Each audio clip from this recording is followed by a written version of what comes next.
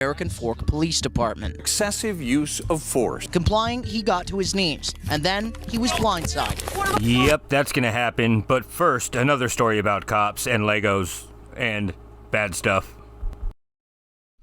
The Arlington County Police Department, along with regional partners, arrested 3 suspects on June 12th in connection to an organized racketeering ring that stole and resold collectible Lego minifigures.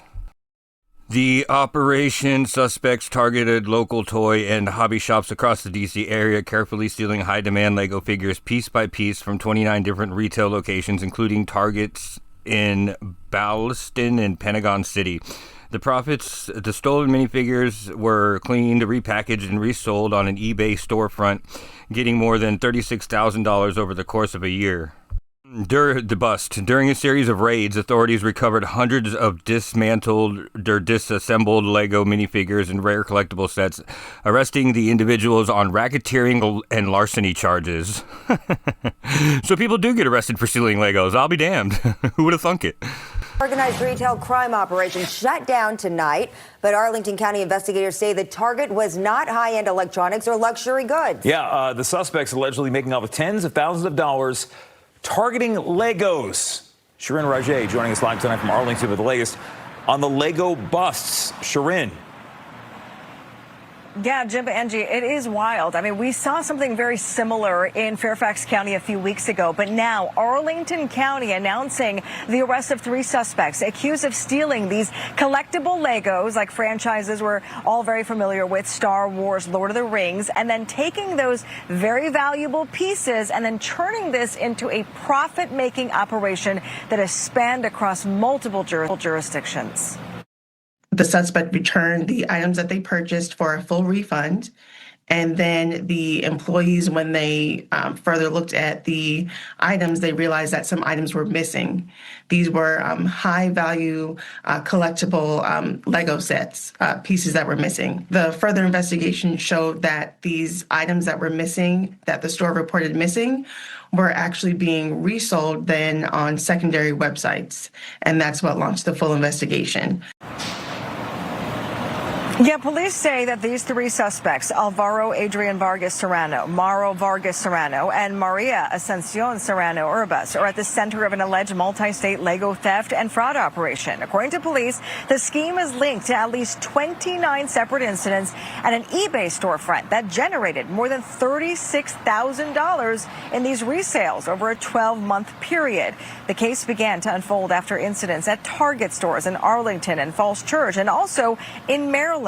One case involved 2 Lego sets worth more than $600, which police say had already been opened, stripped of high-value components, and then resold before being returned to store shelves. And this follows a separate Fairfax County investigation announced just last month involving nearly $10,000 in stolen Lego merchandise. Arlington County Police do believe that a lot of these cases are connected, and it highlights the growing resale market for collectible toys. Yes, it does highlight the growing market for resellable collectible toys like Legos, right? Which is exact opposite of what the McNeffs are claiming, and that it's hurting the market somehow, right? And they're being hurt by this. No, they're not.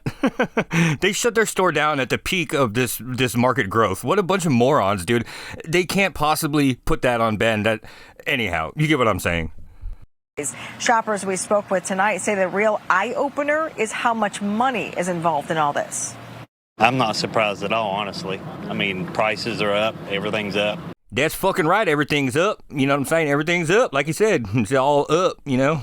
People don't have jobs, so they will get anything they can to resell. These big Lego sets are selling for $500, $600, sometimes upwards of $1,000. So I don't really see how little pieces of plastic that you fit together and build things with are going for that much money. But my kids do, and they love them, and they don't really care about all the internet drama, so we're just going to buy them anyway, which is what most parents are dealing with right now. The kids don't give a shit about what's happening with this, dude. But they are going for that much money, so it's crazy. Yeah, the suspects are now facing charges including racketeering and larceny. They are expected in court on Thursday, and investigators have not actually said if there might be more arrests to come. Fuck yeah, there's going to be more arrests, and this is going to help Bricks and Minifigs get even more sales, and let me explain why. because the people who aspire to be a different kind of thief, right? Not just a petty, criminal, the ones who want to step into white collar crimes, they're gonna hear this and watch this news program right here, and they're gonna think one thing to themselves. You know what that's gonna be? Well, I know exactly where they fucked up. Selling them online. We just need to go find a pawn shop. What's like a Lego pawn shop? You know what I mean? Like, Bricks and Minifigs is gonna profit from this too, dude. They're not struggling like some people are saying. And the people that are saying that online, y'all shut the fuck up. It's to the stores, and that's where my whole thing has been with not supporting these stores right now, which sucks because I have such a great relationship with a lot of these people and a lot of the owners and a lot of these stores that I've been to. And I hate to see them struggle. This entire situation is just a lose-lose situation, but I think that Bricks and Minifigs corporate is finally starting to see that they need to do something to get a portion of their sales back, because at the end of the day, these franchise owners of these Bricks and Minifigs stores didn't do anything wrong. Like, yes, that's what I want my store to be like. That's what it's going to be like when I own a store. But a lot of them are going to fail. There's got to be probably some legal speak to say that they can't talk about this situation, because they're legal speak in there that like doesn't let these Bricks and Minifigs stores actually talk about it, which is crazy because nobody's on their side, because we've been trying to do that for 3 minutes here. There's been people who said that they need to back out of the contract, just go fully independent. So there's something there that they could get sued for, potentially, if that is necessary, because I think we've caused a little bit of ruckus in the BAM corporate side of things. Let's go, guys. Thing, and that corporate knows that something bad is happening.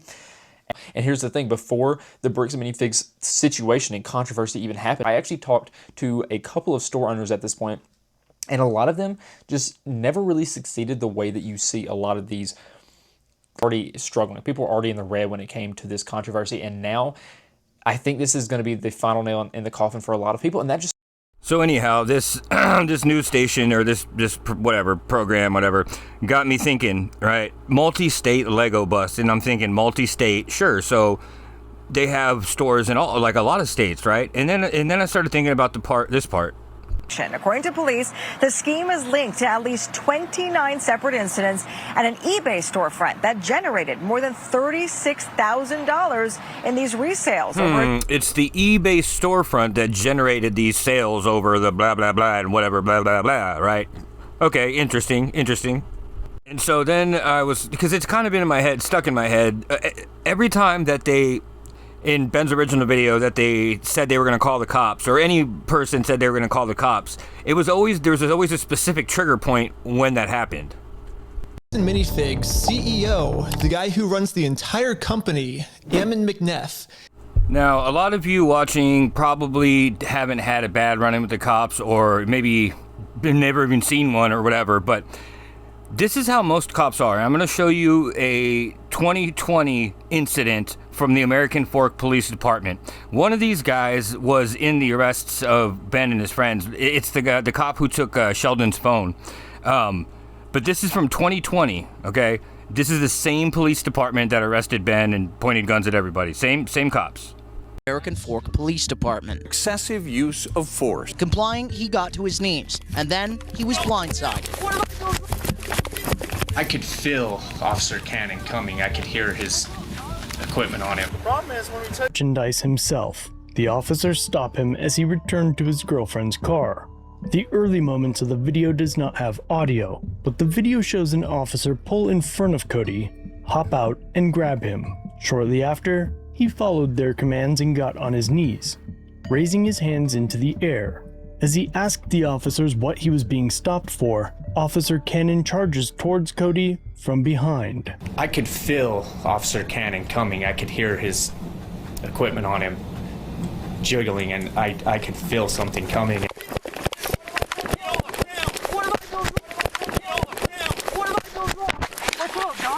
I don't know if you've ever been tackled without pads or anything. I got hit in the spine by his knee. It like knocked the wind out of me instantly. I'm good. All I could think of was to tell him, like, stop, don't, and try and protect my face, because he went to instantly punching me in the head and face. I'm good. You can't respond to what they're telling you to do when you're being tased like that and punched in the face and head at the same time. I would say that he probably punched me 30 times. I'm good. I'm good. I'm good. Shut the fuck up. Hands out. Shut the fuck up. I'm good. I'm good. I'm good. Fucker. What do you want to do? I'm good. Hey. Get your hands out. Get your hands out. Stop it. Get your hands out or I'm going to teach you. Stop. Stop. Get your hands out. Stop. Stop. Stop. Look at this, man. This retard can't even put gloves on. And dude, how's he supposed to figure out how fucking handcuffs work? What a fucking moron, dude. Okay. Okay. Okay. I'm good. Hey. Stop, please. Hey. Stop, please. Stop, please. Right there. Cover right there. Stop. Miles, stop. I can't get it to your hand. Stop. You're like, fuck. Now, just keep that in mind whenever you hear these guys threaten to call the cops on Ben and his homies, because that's what they expect to happen. He personally came out to talk to us. So what's going on? So you guys are holding some of our Legos? No, we're not. You're not? No. Is that a lie? No. That's a lie. You did take the Legos. No. So we have our... First of all, he said you did take the Legos. Somebody is accusing me of stealing and I didn't steal. Like, I'm gonna get pissed, not start talking about attorneys and trying to like defend it. You know what I mean? I'm just gonna get mad. Like, this is just a wrong reaction. Our attorneys have visited. Like, again. So who's like Brian Mansell. Okay, and who is that? He's a guy who had he had like $200,000 worth of Legos in your guys' store. Never happened. 200,000, huh? I'm gonna explain why it's quadruple that, and I can't believe nobody's brought this up, but continue. I mean, it did happen, yeah. It does happen. No, we did not. Yeah, because his Legos were in the store and you guys took them. I know you think lying to us right now is kind of like helping you out. I'm not lying to you. Well, we both know you're lying, but... No, we don't know that. So I showed him some social media posts his own company made that are still up that claims that these are Brian Mansell's Lego sets. And these Lego sets that they're still holding on to are worth $200,000. But all of these claims are from his own company. We just caught the CEO of the entire company red-handed in a lie. Yeah, it's crazy to me that even the CEO is in on this cover-up. But anyways, now that we just caught the CEO in this lie, I wanted to let him know that it's going to be much easier if he just gives us the Legos back now. If you just want to give it back now, it's going to be a lot easier for you guys, you know? I think you guys would prefer the easy way. The hard way, I don't think you guys are really going to like it. No, okay.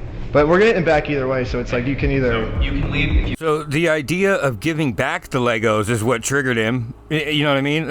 Anyway, just stick with this. I'm going somewhere with this, I promise. If you come back here, we will call the cops. If you don't leave right now, I will call the cops. So you don't want to do the easy way? So you're threatening me. What you are doing right now is illegal. It's an extortion. So catching you guys in illegal activity, that's illegal on me. Okay, you've been asked to leave. Please leave. And with that, Bricks and Minifigs has made their decision. And the same thing right here. Ben's talking all kinds of shit, and it's kind of like they're shooting the shit. And then as soon as he says something about give the Legos back, he says, sue me, I'm calling the cops. Largest Lego Star Wars collection. In order for me to be under contract, I have to sign something. Or you had to take it over from the previous owner, right? Nope, that's not how the law works. Yeah, it is. It is?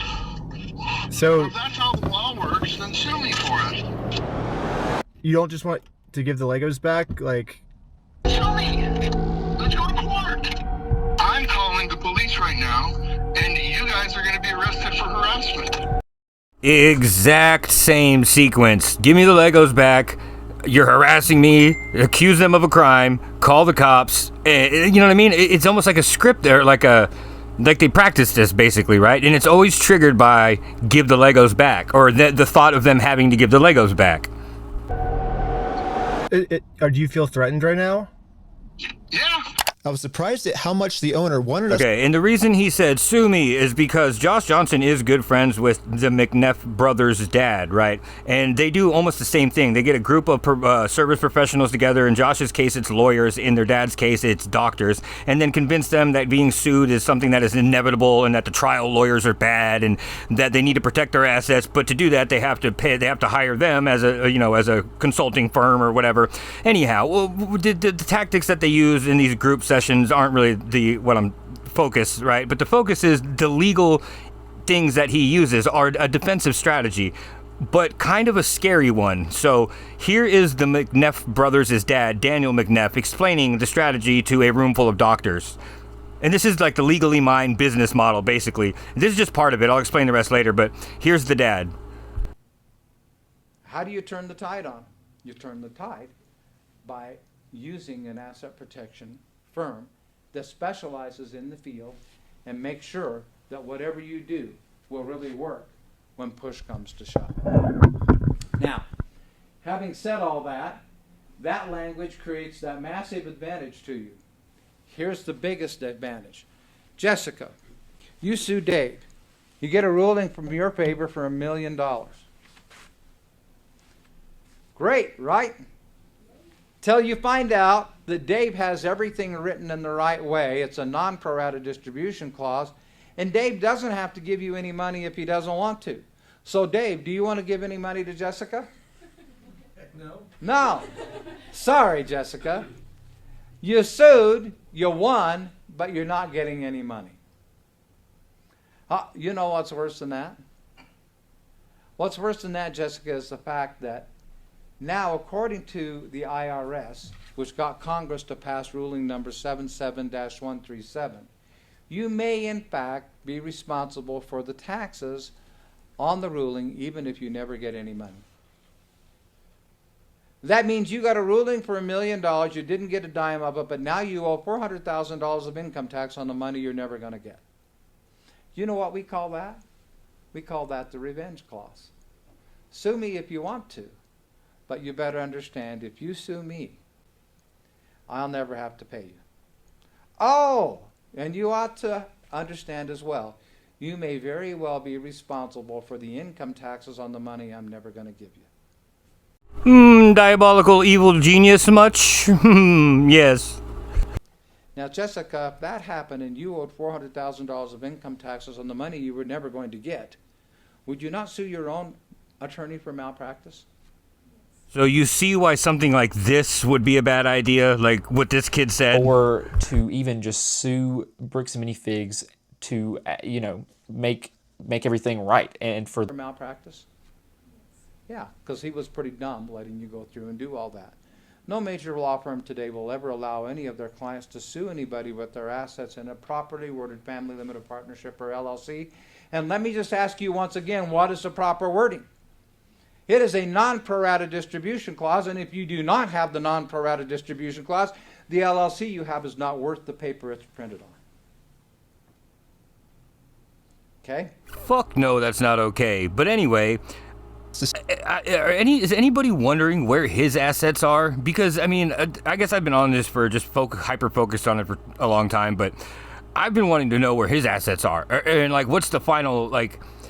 Because his whole thing, his whole business model thing is just telling these lawyers, like at the very end he says, we've got 13,000 clients and I don't know one of them. There's no evidence showing any of them have ever been sued. So like his whole claim to whatever is that people won't get sued, right?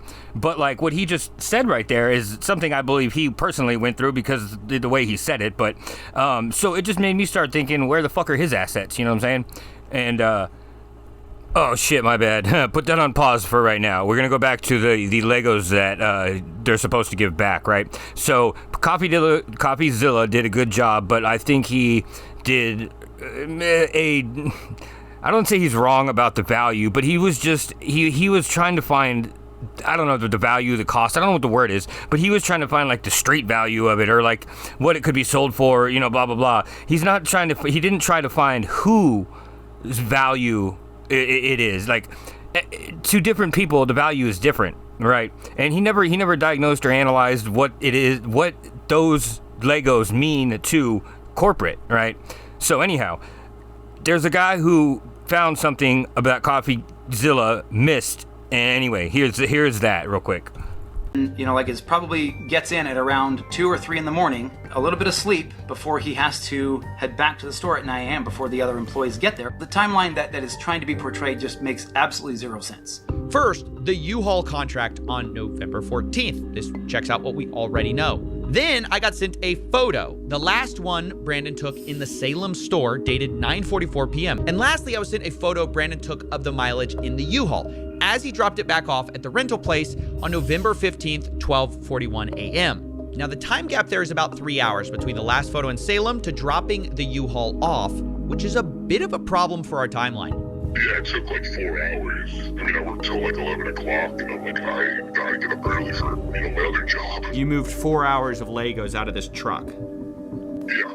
So there's actually two different things that are going on here, just to help you understand. Back on the 24th of October, there was a U-Haul that went to a storage unit in Salem. One of the most bizarre stories I've ever heard, to have a U-Haul thing back to back. One of the times you're picking up Legos, the other time you're not, you're taking a camper. So as weird as this U-Haul thing is, the timeline just doesn't fit, to be honest. If it took 4 hours to unload, you can't also drive to another city, load and unload and drop off the U-Haul in that time. But still, even if this is true, it's pretty weird. But did you know that timeline may be false? And we have new evidence to prove it, because some Redditors have gotten into this. First, My BR Has Wings pointed out that the contract number can be used on the U-Haul website to pull up the receipt. And they found on the receipt the return time was 6:12 instead of around 12 a.m. like Bricks and Minifigs had suggested. Maybe the attendant returned it. But, Jesus Christ, get out of here, fly. If you look at the contract, it says that a convenience fee will be added of $20 if an attendant returns it for you. However, you can bypass this by doing the self-return process. So if he returned it by himself at 12, why does this receipt show 6:12? So Brussels Sprouts McGee went deeper into the U-Haul posts on Reddit, and he said it is impossible for you to have a 6:12 return time without doing self-return. When you do self-return, it automatically logs the time through the app. So he must have done that if he did not get a convenience fee, because that's charged when you don't do self-return. Meaning, the U-Haul was returned at 6:12. They would have had enough time to unload a U-Haul if it was returned at 6 a.m. Brick by brick. Right.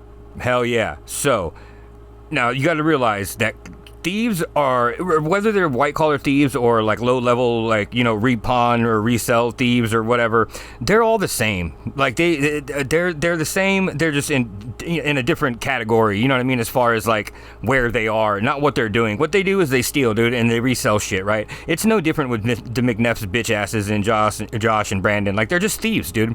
And so I think I can explain everything else that anonymous person from the the other store said on the phone to CopyZilla, and so check it out. And to Eugene, and it had a bunch of Star Wars sets on it?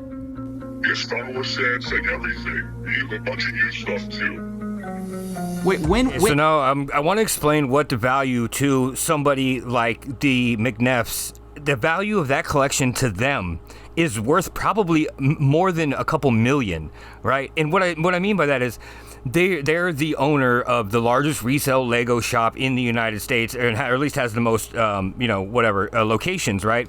So each one of those, just each one of those boxes in a store window, in a store that's not doing well, or in a store that is doing well, that gets a lot of foot traffic, will bring 10 to 20 people in a day just because they have that box, dude. If each one of those 10 people in 25 or 50 different stores spends $10, you know what I mean? Like, think about that. It's like $5,000 to $50,000 a day, depending, just getting somebody in the store day after day, week after week, month after month, and just have the main store owner not sell it, right? Just give them instructions not to sell it, just have it on display and talk about it. And dude, you'll have vintage Star Wars people, Lego people coming in daily just because of that, simply because of that, you know what I mean? And I think what they did is they gutted the boxes, and I think they, sent 20 or 50 of these out to each one of their stores, and that's how they dispersed them, and that's how the missing ones are missing. I don't know. I could be wrong here, but I really think they're worth well over $200,000 only to those two people, only to the McNeffs, not to anybody else, just to them. And was this when they took over the store from Crystal? I believe so, yes, because he said that Crystal stole Legos and left the country. While he has a U-Haul of Legos? Yeah. Interesting. Weird. So then he said, we're just going to hold on to this stuff until corporate tells us where we have to distribute it. And I'm like, oh. He's got to wait until corporate tells him where to distribute it. I mean, come on, dude. Like, I bet you can find store owners who were just sent one or two of those boxes of Star Wars collectible Legos and told to fucking put it on display, dude. I bet. Well, it would make more sense if we could take it because we're kind of struggling with, the product we put on the shelves. Anyhow, now the very last thing is I want to know, or I wanted to know, where the hell is this dude's assets? Where is the dad? Because the dad and the kids. There's this whole thing about them suing I think they sued themselves to see what the court would do with the money that he owed, because he owed tax money, right? He owed like 3 years worth of taxes. And I think this was sent to Legally Mine, and it identifies unpaid balance of assessment, including statutory additions. So I guess I'm not a tax attorney. I assume those are fines for unpaid taxes.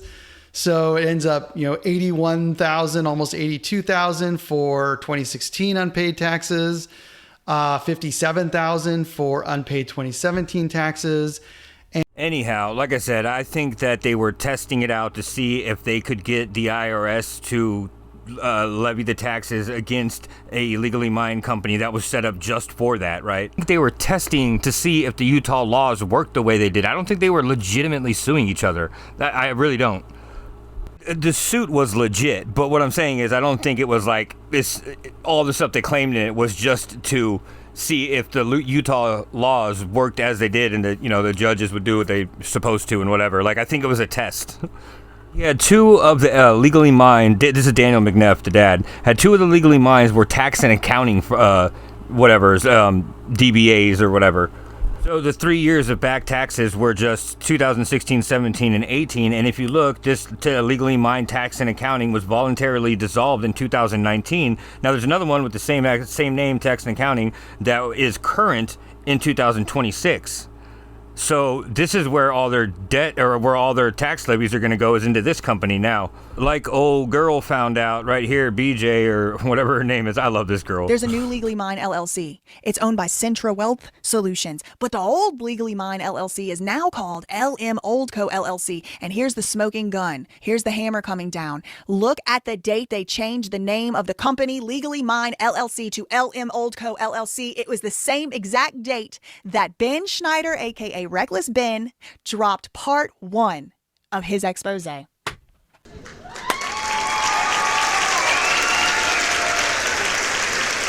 Can I get an applause? Can I get some applause? Can I get some applause? That's why I don't think it's some estranged or I'm going to sue my dad type thing, because why would Legally Mine, why would the dad's company change and start their defensive plan or their defensive strategy whenever Ben dropped this video if he didn't have anything to do with that? You know what I mean? If they weren't working together somehow, right? So that's part of my reasoning for that. But anyways, now I took what she found here, and then I started doing some of my own shit. So because I watched an entire video that their dad gave, the presentation that he gave to those doctors and whatever, and I'm not very good at explaining things, but basically they hide assets in different states that have different laws. So Wyoming, Alaska, and Delaware have these specific laws that allow you to have holdings companies, and Utah has a specific law where whatever your holdings company's state is, they go by the distribution clause from that state's laws, right? So it only works if you're in Utah and your holdings are in one of those 3 states that have these laws, right? So naturally, I start looking for the names of his company, LM Oldco and the Centro, whatever, and then internet searching for the different states or whatever. Well, and then I found a bunch of stuff, but not a bunch of bankruptcy shit. But then, I was just thinking, on the random, I was thinking, if this dude's such a baller, then I want to see his baller ass house. You know what I mean? Giving all these presentations to doctors and shit and whatever. So, and he's always talking about hiding assets. A house is an asset, right? I want to see what this dude's big ass house looks like. And then I come across this, and it's not a big ass house. right? It is not a big ass house. It is a normal sized house.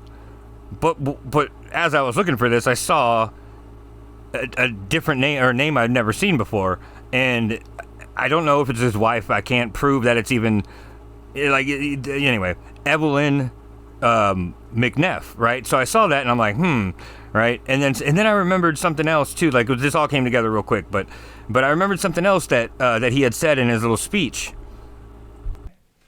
What about Section 280AG? This is a bill passed in 1984 for the Summer Olympics that allowed the people in Los Angeles to rent their homes out for 2 weeks, 14 days, and they did not have to pay any income taxes on the rent money that they got in. That's a pretty good deal, huh? But who wants to rent their home out to a stranger? Probably none of you, right? Let me ask you this. If you have a business, could your business rent your home out? Well, as a matter of fact, it could. Now, you have to have legitimate business purposes. Do you know that if you have an LLC or any other type of corporation, did you know that you're required to have at least one board meeting every year? But the IRS considers it fair and reasonable for you to meet on a monthly basis. Okay? So there's 12 meetings a year. You can also have 2 entertainment meetings a year, one, let's say, at the 4th of July and one at Christmas. Well, there's 14 times a year you've now rented your home out to your business, and guess what? You can deduct that expense. Now, how much can you deduct? Our accountants are telling us that in general we can use what's called the conference room rule. Now, I'm not going to come in, and everybody is different, understand? It does depend upon the size of your home. It depends upon the city in which you live, and frankly, about how nice your home is, and to some degree, how much revenue your business is bringing in. But let's say you use the conference room rule. That's $2,000 a day or $28,000 a year. If you're in a 40% income tax bracket, that's around $12,000 a year in income to you. That's cash in your pocket. That's a pretty good amount of money to all of a sudden get in that you didn't have before. To me, that sounds like a nonprofit. And then fucking like bells went off in my head. I was like, dude, nonprofit, duh. Like, that's where it is, a nonprofit, right? So anyways, so I look up this chick, Evelyn McNeff, and then put in her address.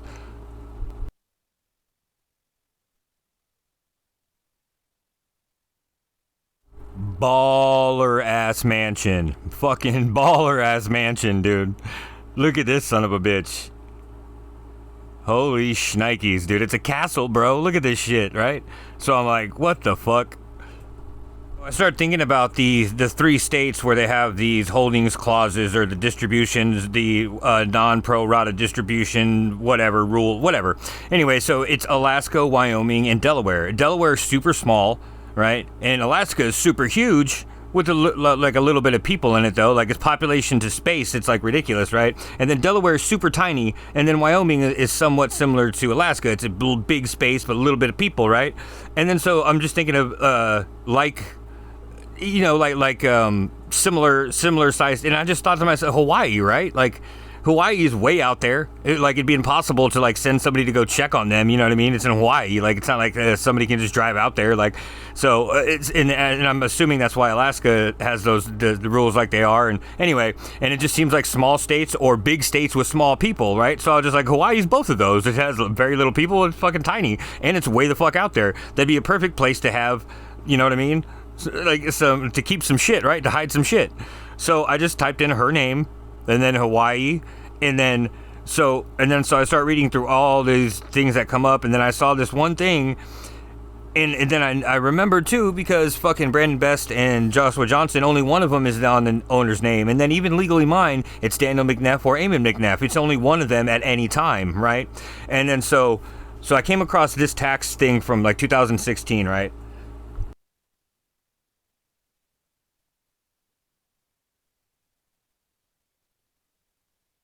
So I come across this, dude, and so it's a 501c3, which is a nonprofit, right? And then whatever this lady's name is, Deborah Maui Economic Opportunity. All right.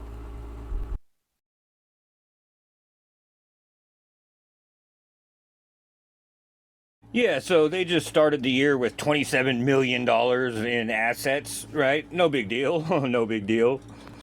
So the two economic opportunity things they have is early childhood services and transportation. I don't know if y'all watch Nick Shirley or anything, but I mean, that sounds pretty sketchy, right? You know what I'm saying? So, and I guess these are their, like, they're volunteer workers or something, but look, they only work 30 hours a week. Hours related to organizations below. They only work 0.5 hours, just 30 minutes. So they just worked all for 30 minutes and made no money. And then look, here we go. Then you see somebody that worked 1 hour, and then the two that worked 50 hours, right? Actually 50, not half an hour, are Deborah Kabebe, the executive chief from the very beginning of this document, and then Lynn McNeff.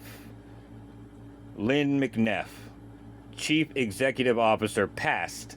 Now the current one is this lady, right? And what I'm thinking they do is they just flip-flop, you know what I mean? Again, I really have no proof other than what I've shown you, that this person, Lynn McNeff or Evelyn McNeff, is related to them or whatever, but the internet says they are.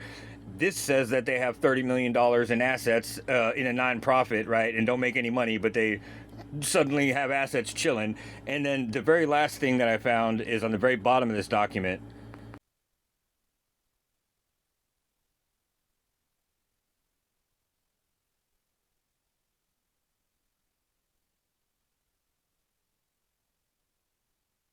$25 million, dude. This is the total assets of their land, $13 million, buildings, $7 million, equipment, $9 million, other, $7 million and other, for $25 million in total assets, dude. These people are ballers.